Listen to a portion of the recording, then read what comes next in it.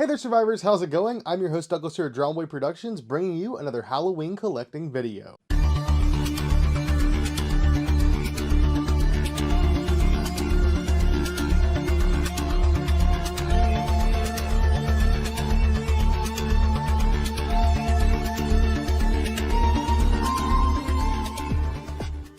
And today's feature is a very exciting one because the wait is finally over.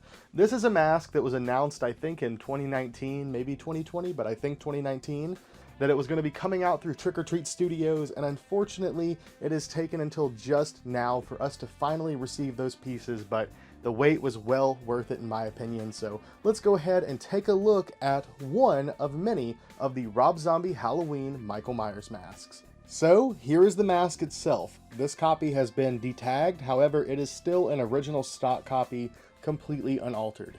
This is the original Rob Zombie's Halloween 2007 aged Michael Myers mask. This thing is pretty freaking fantastic. Of course, these did come from these screen-used molds.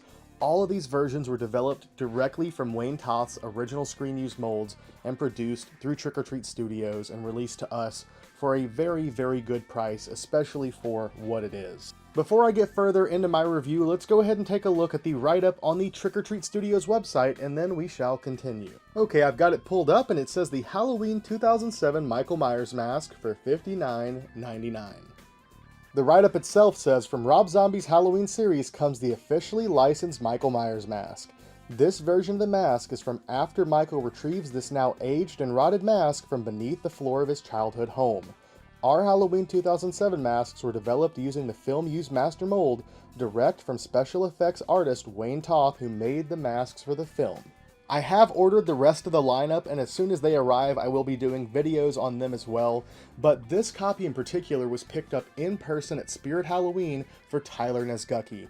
He wanted me to try my hand at rehauling one of these, so I picked this one up for him, and this was the nicest copy I saw in person.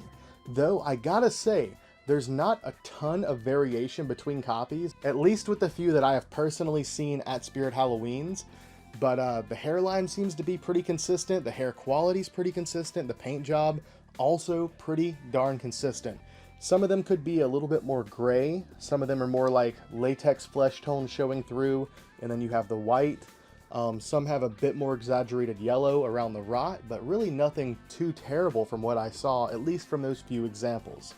There's really not a ton to note texture-wise about these. I mean, as far as the sculpture, everything is there. The texture is there.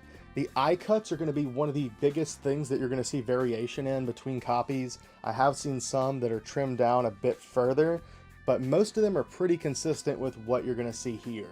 And you always could reshape them yourself, but really personally, guys, I'm going to go ahead and tell you this. Looking at this mask, it really doesn't need any work. For most mask fans, for most people who want to pick up something like this, there's really nothing that needs to be done. Of course, if you do want that true accuracy and you want to go in and actually cut out the little pieces of rot in the face, you can do that to make it like the screen use prop, but really for a $60 mask, it can't get better than this. I personally have owned some of the best Rob Zombie Halloween replica masks out there from various different artists, and those things are absolutely gorgeous, but for the prices they fetch versus these, I mean, personally, I would go for something like this, especially since it does have the movie lineage. But those artists still do make wonderful masks, and it really is like absolutely amazing to see how close some of those artists did get with ground-up sculptures. Of course, there also are quite a few Rob Zombie mask artists who did make these style masks using the animatronic head, since it did have lineage to one of these as well.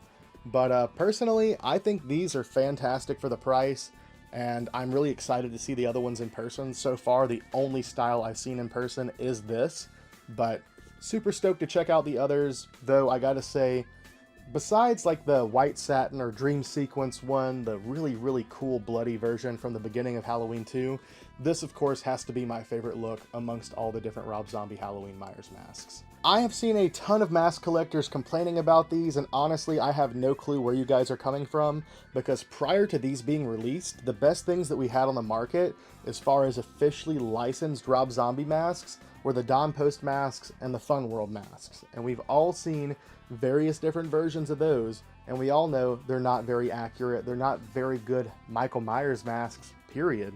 They're really regarded as some of the worst in the hobby, especially for officially licensed versions. So I really don't know what anyone's complaining about with these. I think they're fantastic for the price, you know, especially I haven't really seen many that need a repaint or anything. Out of anything you could do to this mask, I would say you could maybe take the hair and actually like twist it up into those little weird like locks and frays that the actual screen use mask has. This is more of like a homogeneous head of hair, but it looks good. It looks fine as it is, but if you want it to be a little bit more accurate, just take the time and twist it up and make it look a little bit better. Overall though, paintwork really doesn't need too much. Of course, Tyler does want this entire thing repainted, so I will be doing that for him. But just as a stock product, I really like these guys, and I think they're one of the best Myers masks that Trick or Treat Studios has put out so far. I'm not talking poorly of the other designs that Trick or Treat Studios has put out, but so far, in my opinion, these style masks versus the Kills, the Ends, the H40 masks are a lot more consistent with having a really nice paint job and great hair work. It's also worth noting, if you plan on picking up one of these at Spirit Halloween, they are $69.99 over at Spirit, so $10 more than at the official Trick or Treat Studios store. And of course, Spirit has 20% off coupons. I think Trick or Treat Studios usually has those as well.